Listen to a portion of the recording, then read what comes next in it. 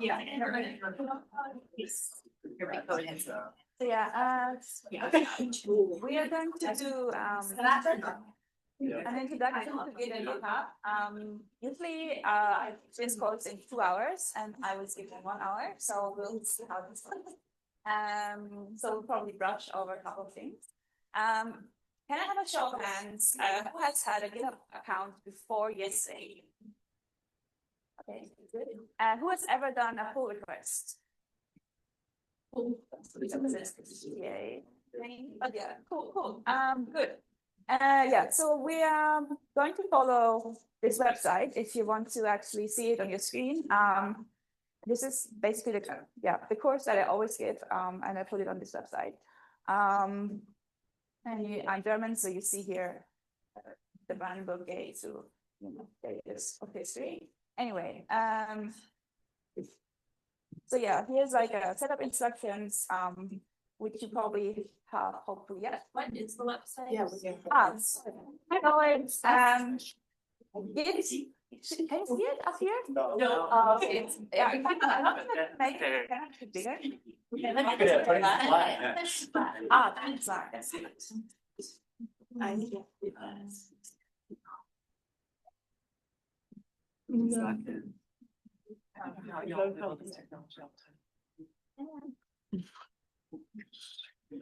think this is a sign that I said.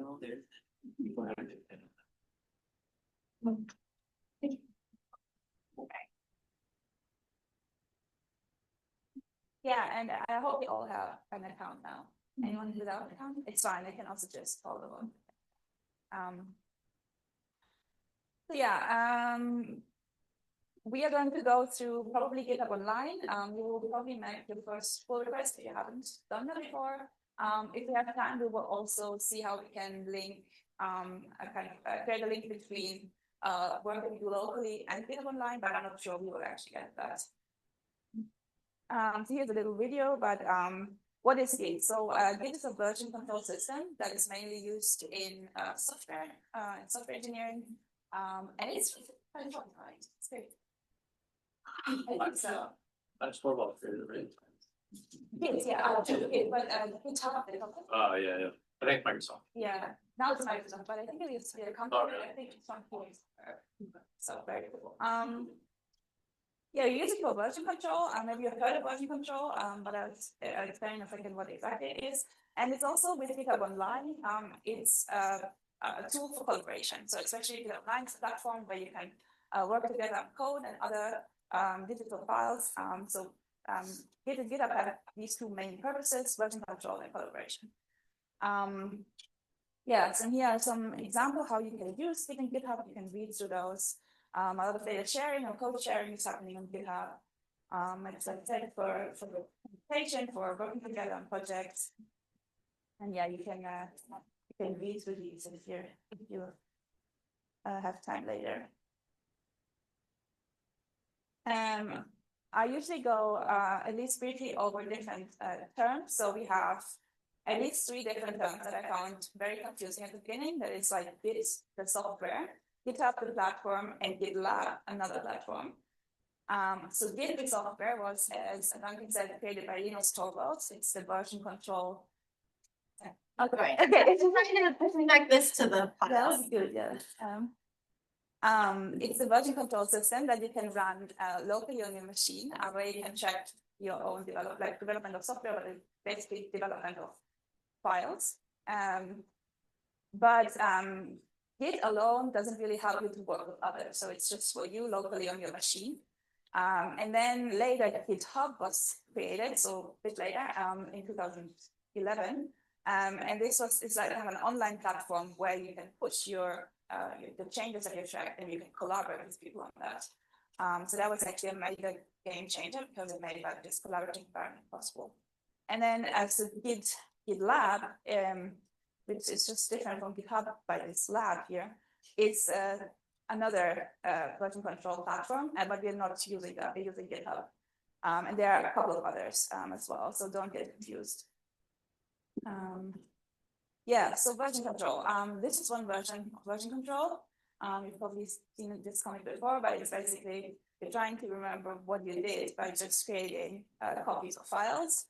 And usually you're having a really hard time trying to understand what you did.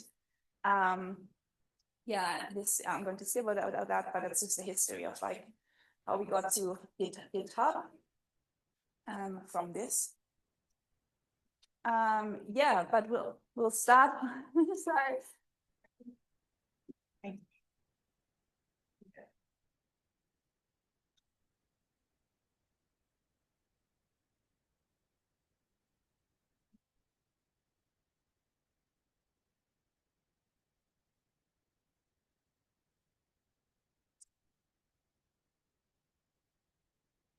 That's it. Store lost. Store lost. Okay, we'll just go back to this. Sorry, guys.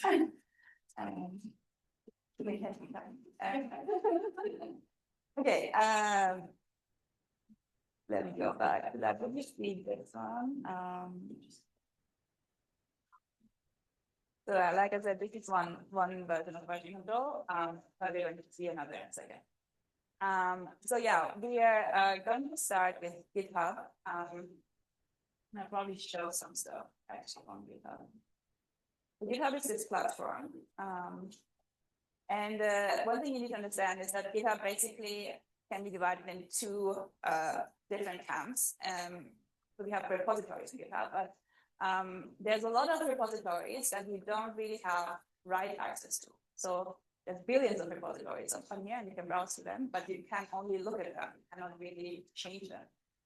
The much smaller portion of repositories is those that you actually have write access to and can make changes to. And I found it very hard to understand at the beginning.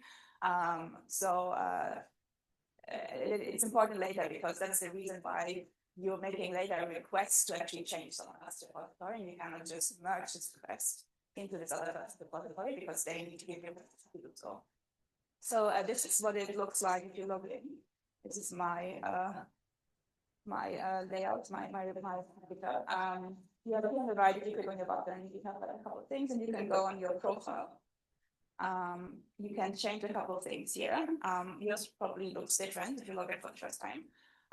But I think it's a good idea to change a couple of things here because for some jobs, if you apply for jobs in software engineering, this is more important than this. So people look at it actually. And then up here, you have basically repositories, your own repositories. If you're new to GitHub, this will be empty. But what I wanted to show you is up here, you can actually browse for repositories. Let's say open science maybe.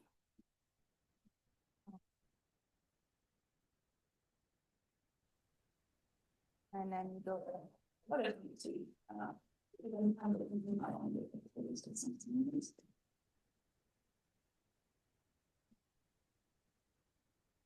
yeah, so it gives you all the repositories with open science, and it's really like a lot of material. So if you want to create courses or read or do tutorials, like there's a lot of these things.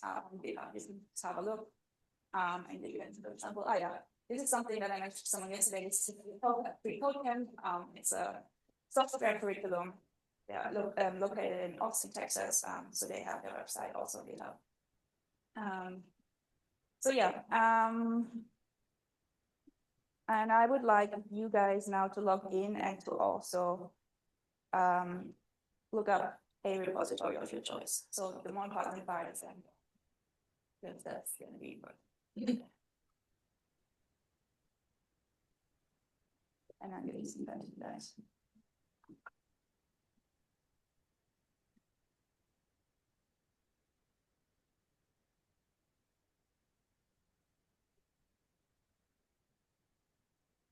And I know we have some very capable TAs in the room, so maybe they can have. Raise your hand.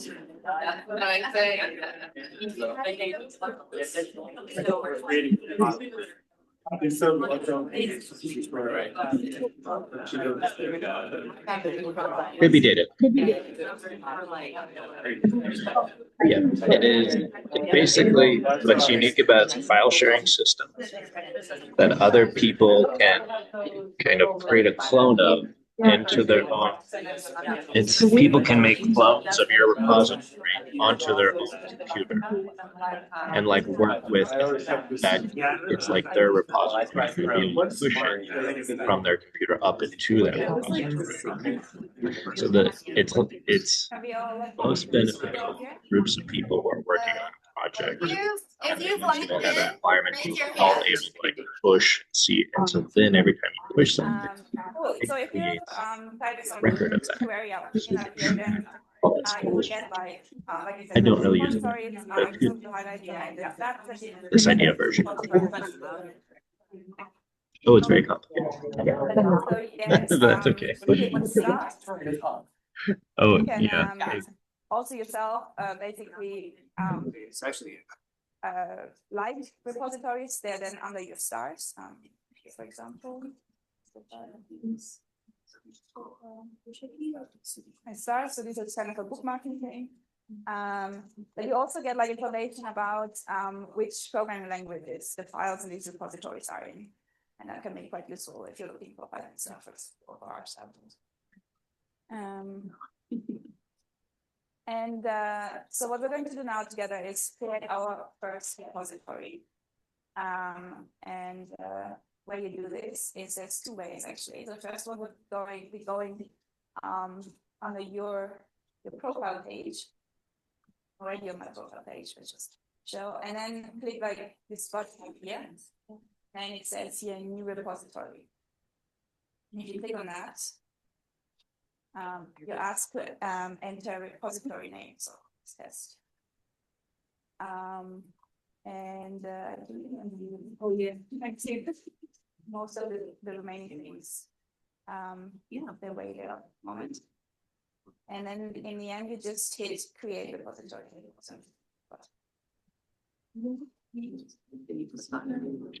And then you should have something like this. So you've created your repository. Yes. I was saying, I think can you like increase the text size, or we might need to do a mass movement of tables towards the middle. I also put the link to the Zoom in the chat so that you could just. But you can pull it up locally. Okay. Yeah, you can join locally like that. Okay, that's fine. That's what I was listening. And just Add that.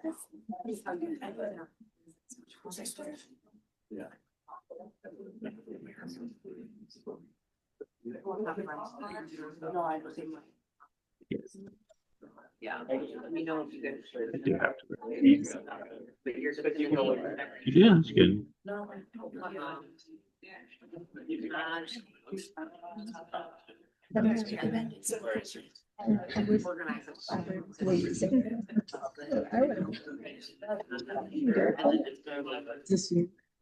Yeah, I do.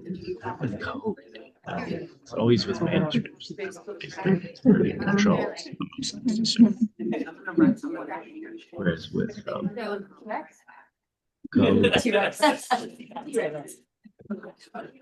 I don't have projects big enough that they can somebody else, like, or like a deadline. To build this.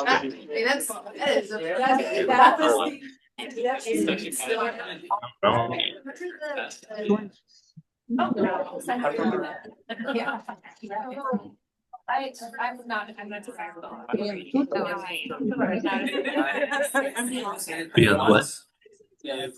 Oh yeah, I get for sure. Figuring it out as I went. Love story. I don't know if I did well, but I did.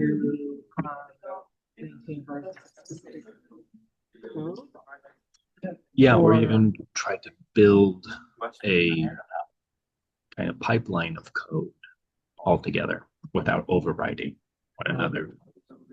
So it was designed for software engineers to use when push when they make patches.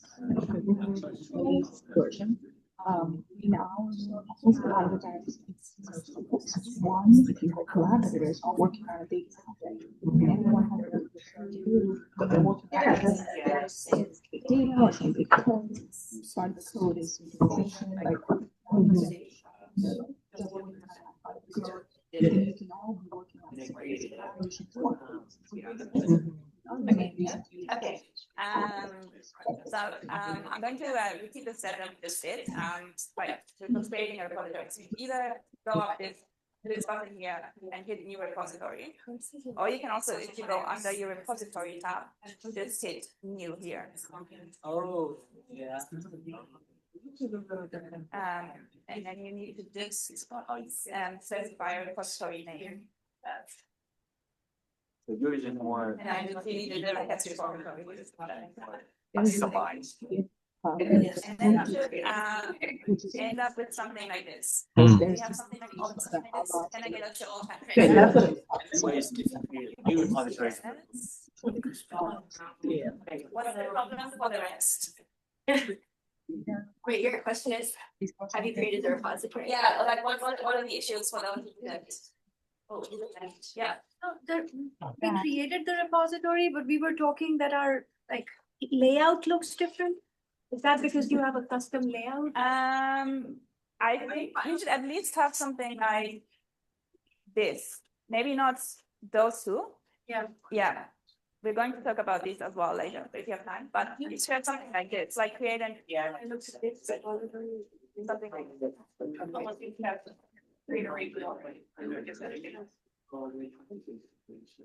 Oh.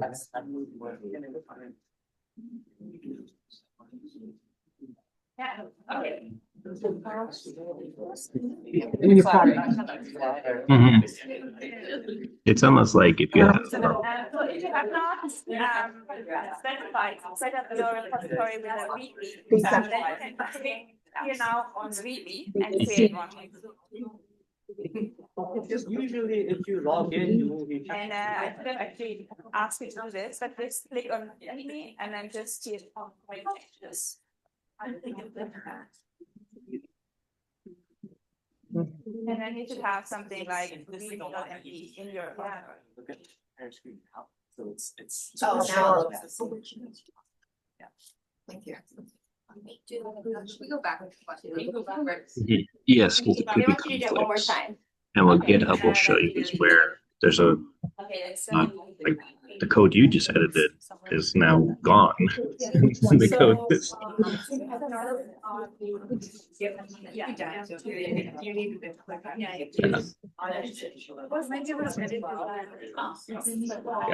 but it's also good to communicate what you're gonna work on between people so that you don't get like an unexpectedly like, oh, you just modified a lot of stuff to work on or something like that. And you have to make decisions about who's gets cut or not. Mhm. Is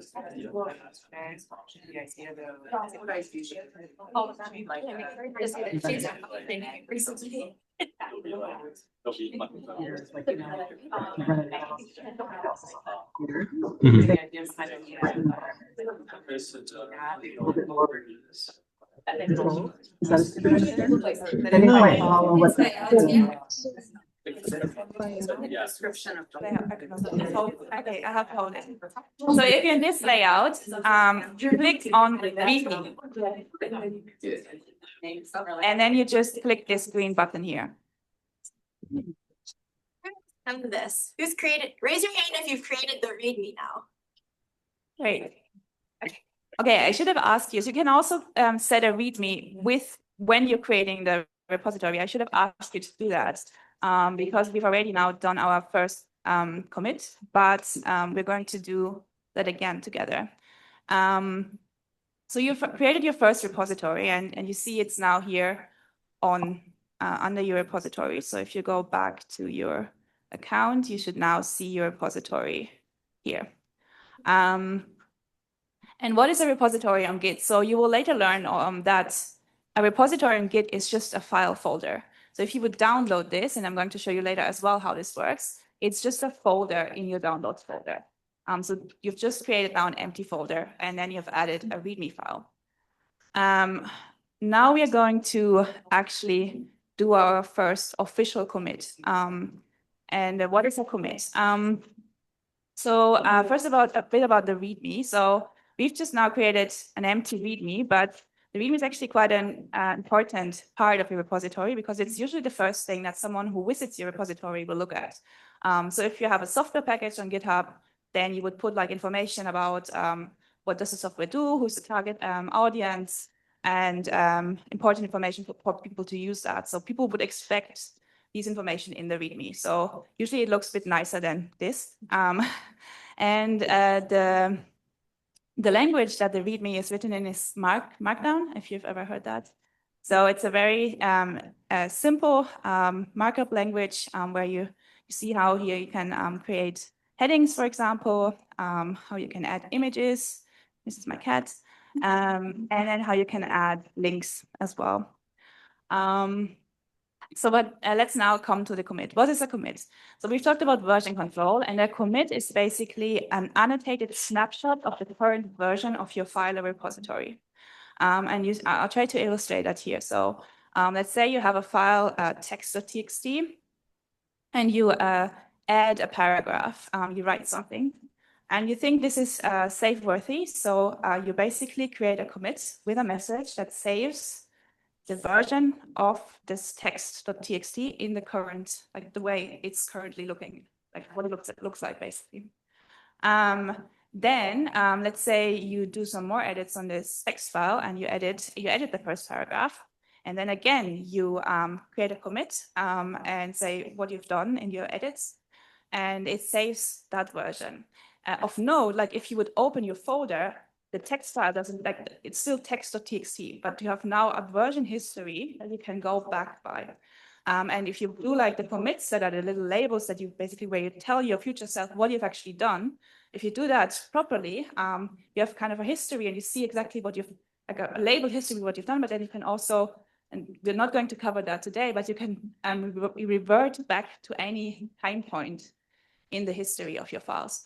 So it's basically a bit like if you've ever used Google Docs, where you have like a version history, but GitHub is much more powerful. So you can have multiple files, you can have people collaborating in that. So yeah, and yeah, we could basically continue with that.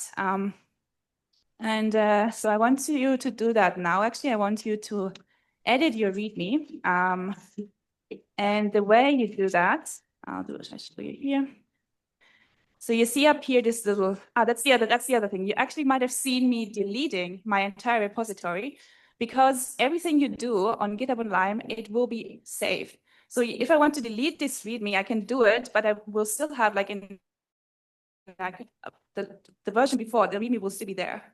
So that's why I deleted it. Like, yeah.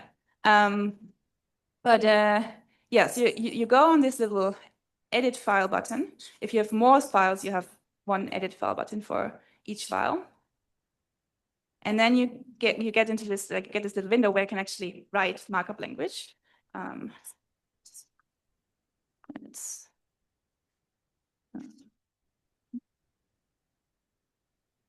This. And then, so like I said, GitHub will always force you to actually commit. So you cannot save anything on GitHub without telling your future self or anybody else what you've done. So you make the change here, but then you have to hit this green button and commit the change. And then the labeling part comes in. So you kind of create a label describing your change, basically. GitHub will fill that in for you already. And usually, yeah, it's quite smart if I didn't make many changes, but like, you know, if you make more meaningful changes, then you have basically a headline to describe your changes, and also here a little description box where you can describe them further. So I'll leave that for now, but then I have here commit changes. And yeah, now I have, let's change this in my README file. And then this is now where the magic happens. So you see up here that GitHub records my change. And I have this little time dial here. I can go and I see all the things that have happened to my repository since I created it. So this was the creation of the repository, and this is the change that I just made. And I would like you guys to do that now yourself. So go to your code tab, hit this little pencil button, make a change, commit it, write a meaningful commit message, and then explore your change up here. And you can actually also click on this and it tells you what has been changed. This is what she's doing now. But now that we can be able to see more.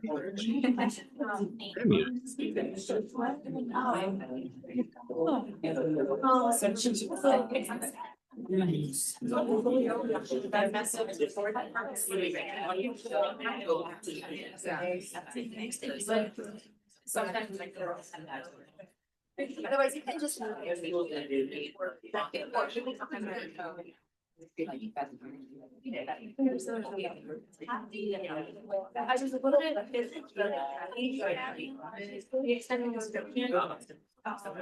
There might be times. If I said edit function. I'll talk about what this is. And then he's doing one page. So that way you can. Like I am.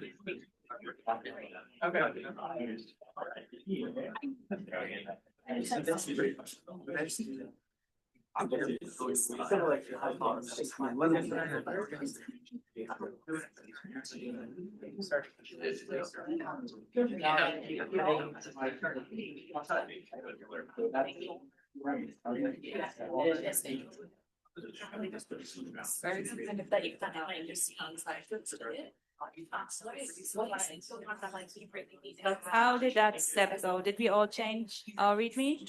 Can I have a show of hands? Manage? Perfect. So like. Cool. So yeah, if you had a larger repository, then you would, see more changes here, and you would basically be able to go back to each and any of them, if you wish so.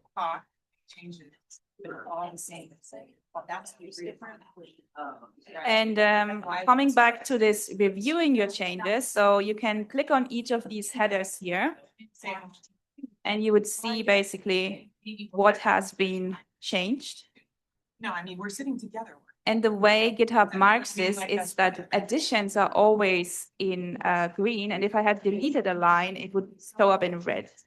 So here you see that this is the first, like, the creation of the repository. So that was just adding the header.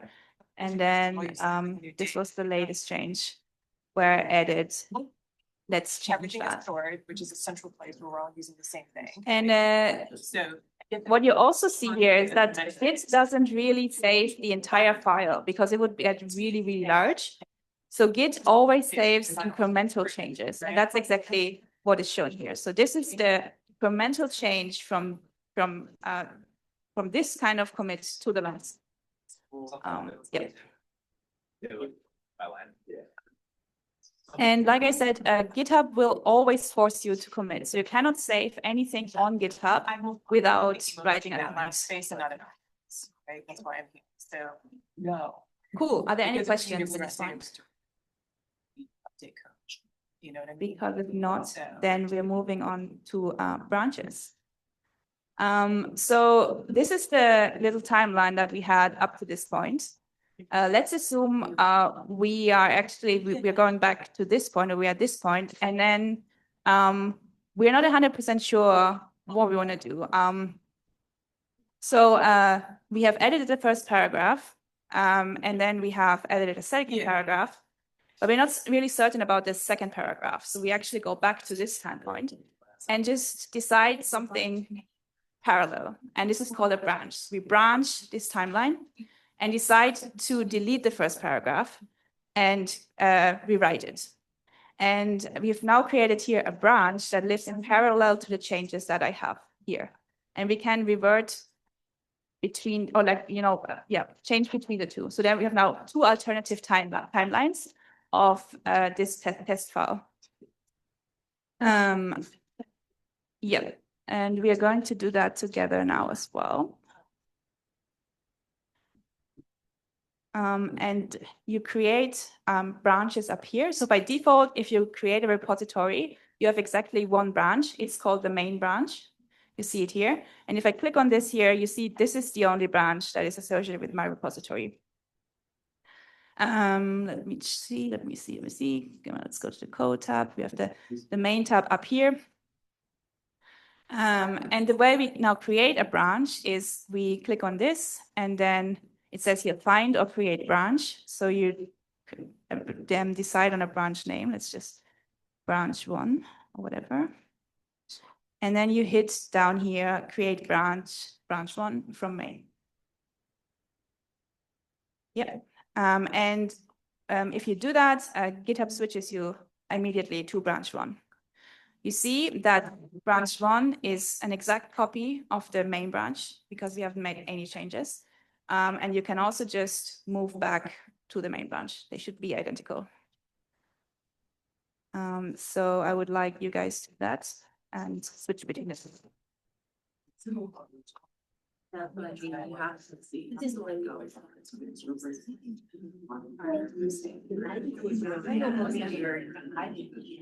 Is it smaller?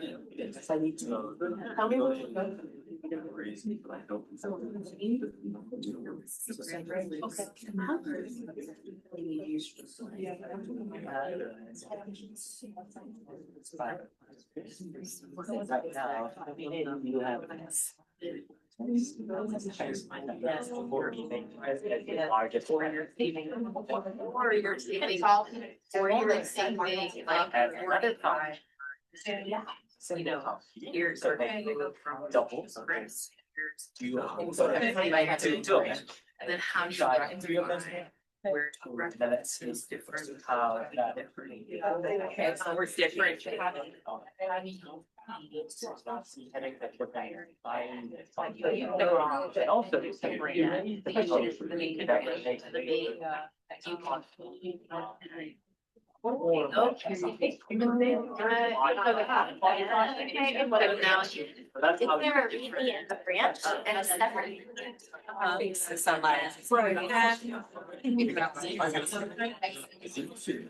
So a branch is pretty much, and this is where we're going away from version control in like Google Docs. So let's go through the timeline. So we've our text.txt file. We've added a first paragraph. We've added a second paragraph, and then let's say we've added the second paragraph.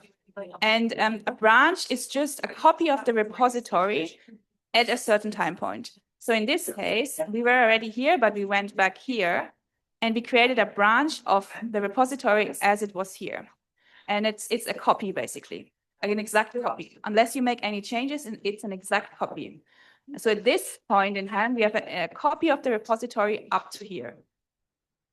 And then what we did here, actually, you can see that here, that we made a change in this branch that created now these two, at this time point, these two versions of the files are different, because here we have a second paragraph, and here we've rewritten the first paragraph only. And we can switch back between the two. So it's basically a parallel timeline. It's like you have two versions of your file. You can decide which one you see. That's a branch. At this point, it's an exact copy, but then as soon as you make changes, it's an alternative timeline. Do we have a README in the branch as well? Yes, because we just branched, and that means at the moment we just have an exact copy of the main repository. Yeah. And it can get really interesting because if you open your, I don't know, should I go into that? Like later, we're going to download this on our computer, and you can also, like I said, switch between different branches on your computer. So but your file explorer, if you open the file, doesn't show you which branch you're on. And if you forgot that this is a Git repository, and you open your file, you find something, you find the branch that you're on. And if you forgot that you made changes or didn't, that the changes are on a different branch, then you get a heart attack. Because I think they're gone, but it's just that they're on a different branch. So it's the same file, the same file name, but the content will differ based on the branch that yeah. Did we all create a branch, or are there any questions? Yes. Any internet access for GitHub all the time? Yeah. For GitHub, yes. there's, like I said, GitHub is the platform. So we're doing this all now online. Later, if we have time, we will download all of this and do it locally. So there's another version where you can do it locally, and then you can update the platform with the changes. So if you have no internet access, you can download it, work locally, and update the platform later. Yeah. But because it's your account, that may approve. Okay, let's now actually move away from the fact that we have exact copies of each other, and let's switch to the, I want you to switch to the branch and change the README in the branch. So in this case, I will just, what am I going to do? Add a second line. So I'm adding here a second line in my README in my branch. It tells me that I'm editing readme.md in branch 1.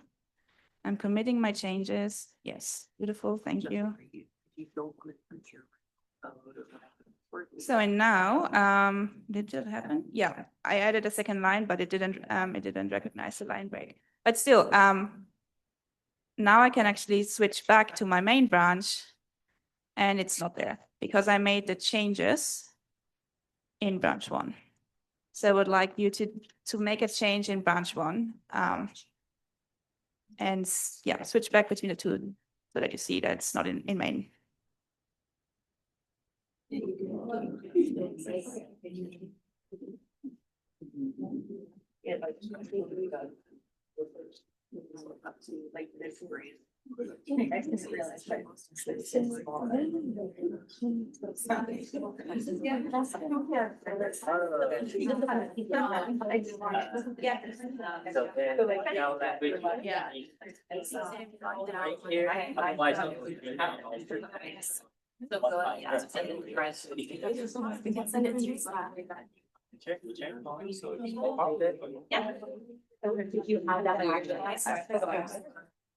Okay, did we all create, did we all change the branch 1? Yeah, okay. So then we come to another very important concept in GitHub, that is pull requests. So let's assume we are actually quite happy with the changes that we made in branch 1. And we are so happy with them that we think they should be in our main branch. So what we now do with a so-called pull request is we are unifying or merging these two versions of the file. So we're basically closing the loop here. Yeah, so that we have all our changes in the main branch. And why do we need this? I think it becomes obvious. This is super useful if you want to try stuff out. Like if you write software, you're not really sure if you want to refactor it or if you want to change a feature. Then you just create a branch. You make your changes. You try your stuff. You can even like rewrite it completely. If it doesn't work, it doesn't matter because all your stuff is still in the main branch. But if it's nice, you can actually reintegrate your changes back into your main branch. And this is actually how software development works. So yeah, that's how people do it. And it's actually good practice to, yeah, like I said, make major changes on a branch, not on your main branch, but on a test branch. And let me see. Why does it not show me? And I'm going to do that now. Here. So I'm now going to show you how you can actually integrate your changes that you made to your branch 1 into your main branch. There should be for you a green button like here, but maybe Git has changed that. So usually if you make a change to a branch and switch back to the main branch, it will show you the change. For me, it doesn't. If it doesn't, you go here to pull requests. Yeah, here's it already. And you hit this green button. So you need to be on main. And hit this green button, compare and pull request. And then it should show me it shows me the direction that the merge will go into. So it's from branch 1 into main. And that's important because if you do it the other way around, you overwrite your recent changes, right? because then basically we pull the non-existing changes from main into branch one. And yeah, you can just leave that and create a pull request. And it will do some checks, and then you can, because you're the owner of the repository, you can also merge your own pull request. Hit that, confirm merge. And then this little button here turns purple, and what you should see, what you should see is now that you have the change that you made in branch one, you have it now in the main branch. So we've basically done exactly this. You have closed this loop. Yeah. At first, it's gonna look for. Does that make sense? Good. Do we need more time for this, or are we all set? Yeah.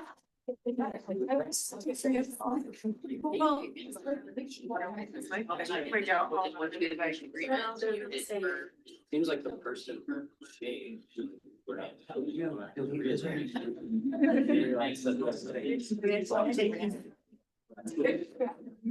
Yeah.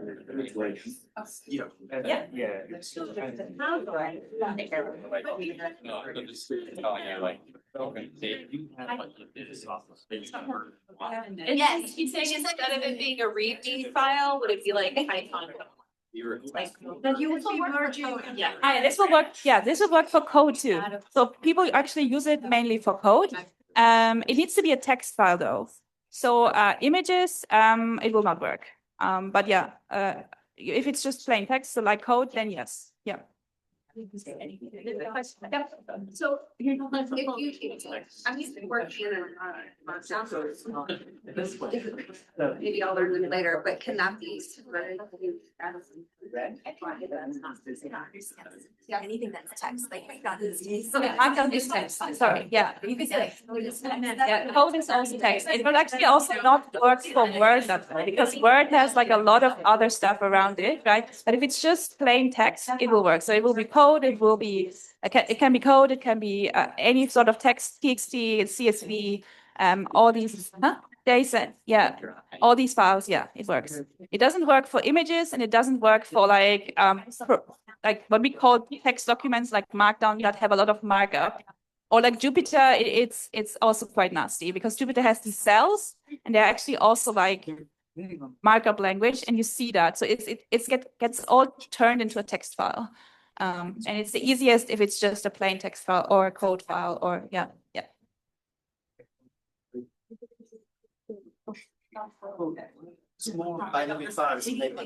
Exactly. Big thanks, never could. Exactly. A good point. So some of you might have thought, oh, this is a really nice way to store my data. No.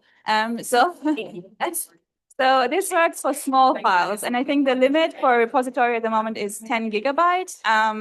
So it's not for changing for tracking changes in data or for large repositories. Yeah. Yeah. So just quickly, an explanation why it is called pull request. So you were now able to merge your own pull requests.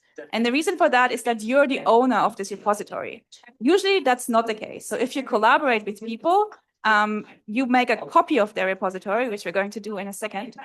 And if you want to integrate your changes into the other person's repository, you have to ask them to accept them. So you have to ask them to pull these changes in. So you're making a request to pull, and the other person has to confirm. You did this all yourself now. You made a pull request to yourself, and you also confirmed it yourself. But usually this last confirmation step, you cannot do yourself. And that's really where collaboration comes in, because then the other person will see the pull request showing up on their repository, and they will see, oh, what did this person do? Hopefully they've written nice commit messages so that they see, what they've done. And then they will review the changes, and they see whether they consider them pull request worthy, and then they will accept your pull request. And we're actually going to do that, and I'm going to throw you a bit into into cold water. Because I want you to basically make a pull request against my repository now. And what we first need to do for that, Hey, we gotta be a little quiet. what we first need to do for that is, like I said, create actually something that you have write access to. And this is called a fork. A fork is a copy of the repository of someone else under your account. And we need that in order to create this copy that you actually have write access to. Like I said, you don't have write access to other people's repositories. You only have write access to your own stuff. So first you make a copy of the other person's repository under your account, and this is called a fork. And you also might realize that it's actually getting confusing quite quickly. Like we have branches that have different versions of files. We have now forks that are copies of each other. So yeah, there's a reason why the learning curve for Git is steep and why even like experts struggle sometimes with this. Yeah, but I want actually you now to make a pull request against my Git course repository. I'm also going to put that into the Slack. Let me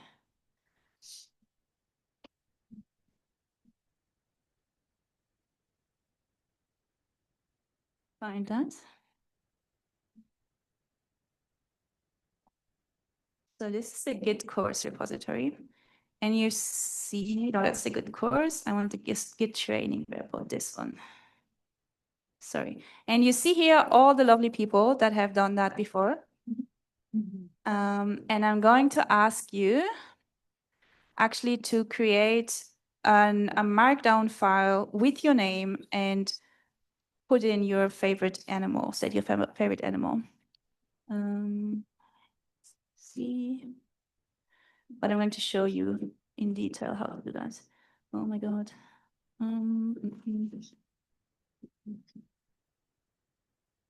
So this is the repository. Yeah, it's the repository. But let's go through it. So first of all, you need to find the repository. You can do that by just putting the link into the browser. And then I need to show you this on a different repository because I already have this repository under my account. I cannot fork it. But let me just create another, let me find another repository. You want to do it on my computer? Yeah, that's the one. Yep.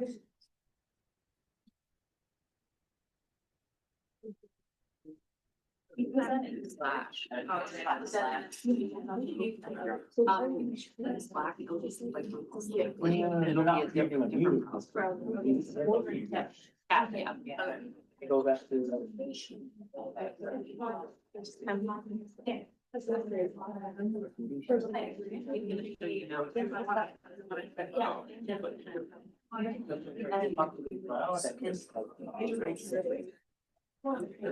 Okay, so you should see is exactly this. So you see here this is my account, and you should navigate to the repository. And then you see up here this button that says fork. And then you click that. And it will tell you that you're about to create a new fork. You could technically rename this fork, but let's just leave it the way it is. And then you hit create fork.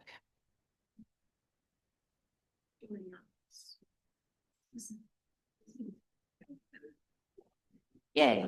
And then what you see here is that now we're under Lee's account and we have this GitHub, the Git course training repository, and it has exactly all the files that are in my repository as well.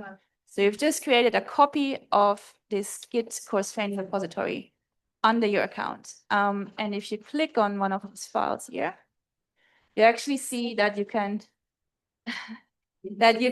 edit this in contrast to, let's go back.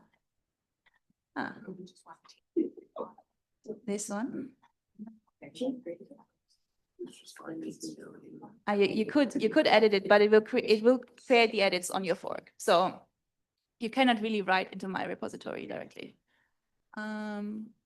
You also see here basically where the repository is from. So you should see that it's from me. Yeah. And then you get some more information as well. So you see that at the moment, because we've just created the fork, the repository is up to date with, the upstream repository, the origin repository. Yeah.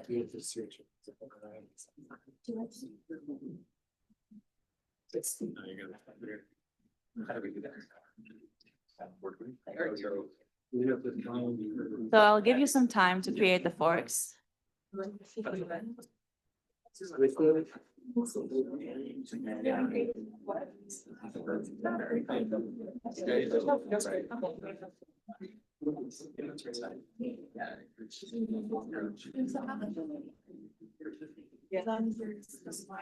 Okay, so then let's go one step further and let's start these pull requests. So then I want you to, let's see. Go to this plus sign here and hit create new file. You have to give the file a name, preferably your name, and make sure it has an MD ending. And then oh, you have. I'm not aware. Yes.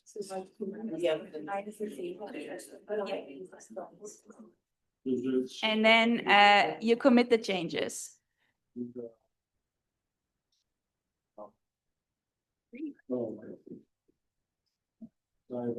And then you should see your file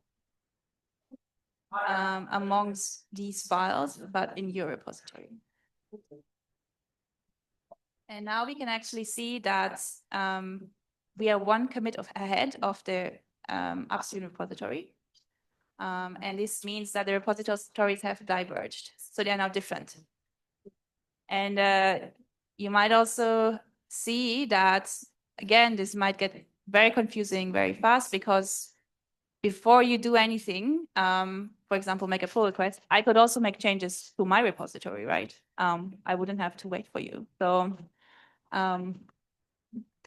yeah. Are we all there? Yeah. Okay, so then I want you to make a pull request to integrate these changes that you just made into my repository. Otherwise, you have to. So you click on pull request, new pull request, and it will probably already suggest that you make a pull request against my upstream repository. You could also choose the branch here. If you've just created a fork, you can just leave this. So from main into main. It would also show you basically what you're about to commit one file. Yeah, exactly. So we'll show you that you're going to add this file here with this addition. And then you click on create pull request. You describe the pull request. And that's it. So this is what I mentioned before. This is for you guys now the final steps because you're creating the pull request against my repository and I have to decide whether I want to accept it or not. And if you all do this, I'm going to go back to my laptop and now should be able to see your pull request coming up in my repository.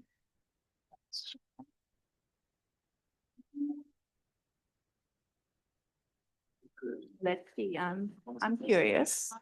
Make sure that it's here.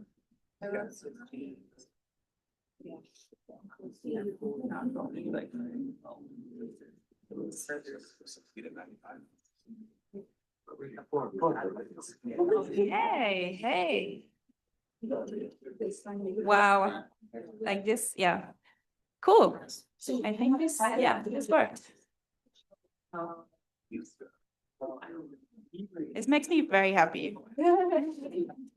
So many beautiful pull requests. You get notified if your pull request has.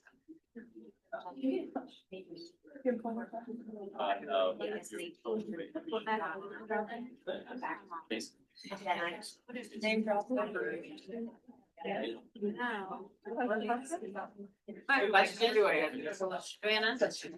Yeah, and it's now on me to basically look at these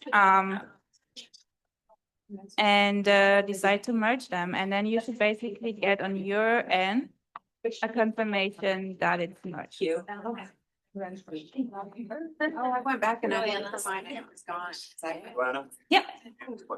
So, sorry, quick question here. Just in terms of like titling the pull request for that for there. What kind of titles are you using and what is the communication, I guess?